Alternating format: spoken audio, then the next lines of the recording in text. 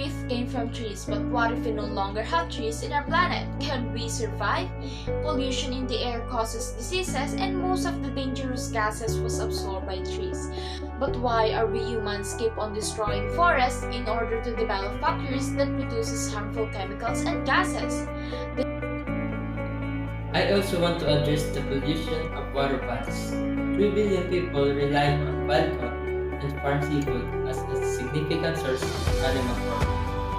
We all love seafoods in our tables to buy. Why do we keep destroying their habitats? Oil spill, dynamite fishing, and throwing trashes in the ocean are only few dangerous activities that humans do. Admit it, all of us have done such things that damages our environment.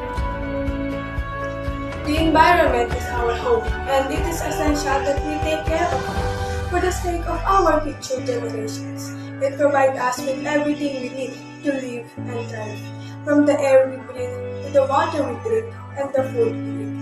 Unfortunately, the environment is under constant threat from human activities such as pollution, deforestation, and the use of non-renewable resources.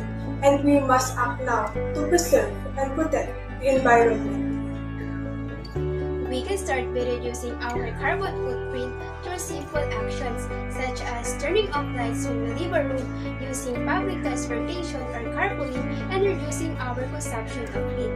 We can also participate in community cleanup programs and recycle as much as possible. Governments and corporations have a major role to play in protecting the environment as well. They can invest in renewable energy sources, create regulations to limit harmful emissions, and promote sustainable practices. Educate the public. Public awareness and education about the importance of waste reduction and environmental protection are crucial. By educating people about the impact of their actions on providing resources for sustainable living, we can inspire positive change. No pollution is the only solution.